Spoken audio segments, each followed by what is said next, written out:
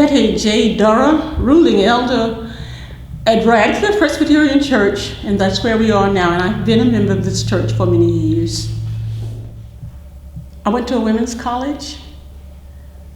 My three sisters and I went to a women's college here in Atlanta, to Spelman College.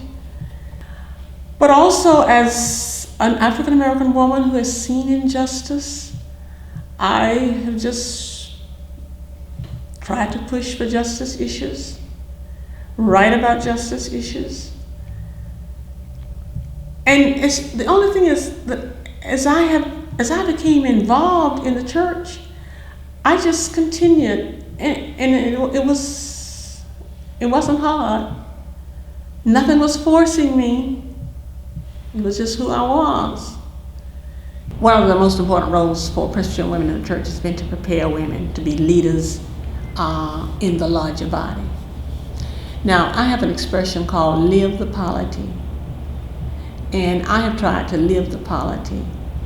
And I think Presbyterian Women as an organization has been preparing women to live the polity so that they not only work within that organization, but then they can go and work in the governing bodies.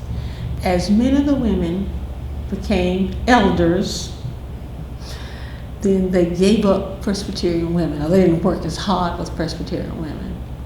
But I continued working with Presbyterian women.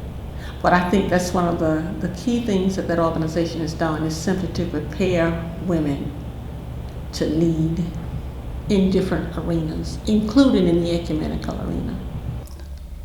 As I worked with Presbyterian women, I became through a number of leadership positions. I then became the moderator of Presbyterian women, and at the Presbytery and at the Senate level, and served on a number of other committees, blue ribbon committees.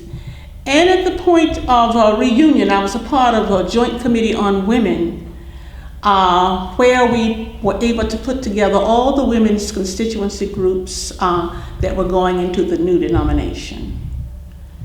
But with Church Women United, I was working simultaneously with Presbyterian Women and a few other organizations, and then went to served on the nominating committee for Church Women United nationally, and finally becoming, a few years ago, chair of the communications committee.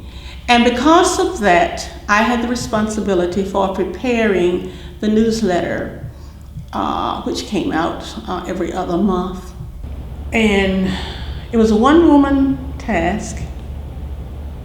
I gave it up briefly, and another woman assumed it, so it has about a 24-year history.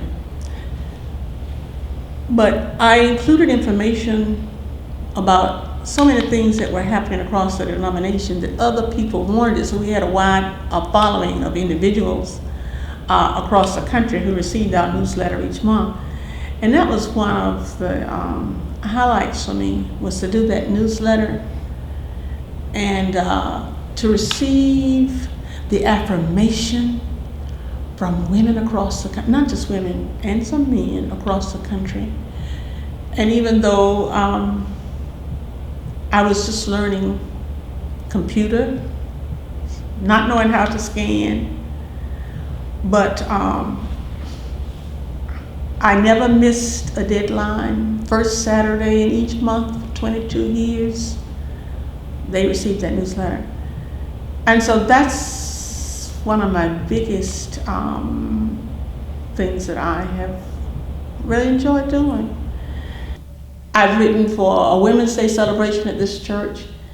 I've just written up for on a number of themes, but I always write with 2, 3, 4, and sometimes 5 voices. And that gives an opportunity for not just one woman or 2 women to share their voices, but many women to share. And it's something that one doesn't have to do a lot of rehearsal or rehearsing. One simply has to project oneself and come across. So I have about maybe between 30 and 40 choreopoems. But Colors of the Human Family has been all over the world.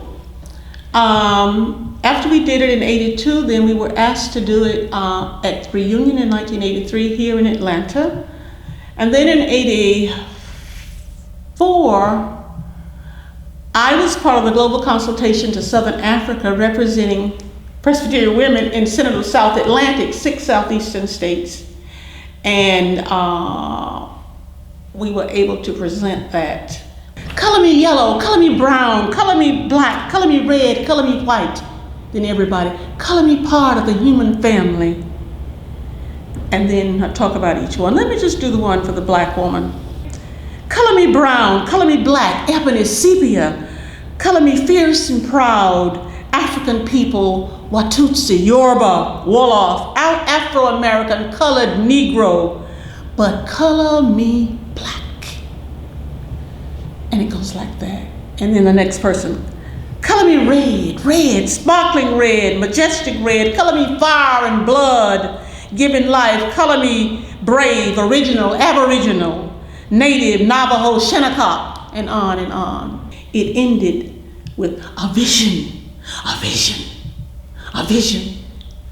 And someone said, as soon as the group ended, there were 6 women, one woman in the audience said, a vision, stood and said, a vision. Well, the entire community stood and said, a vision, a vision, a vision. I think it's still important. There are some things that have changed and perhaps need to be updated. But this has also been translated into Spanish and used by the Hispanic Latin women in various ways.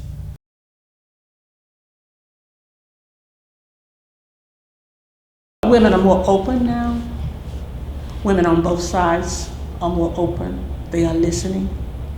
They have seen the gifts and skills of different groups, and so they are more open to sharing power.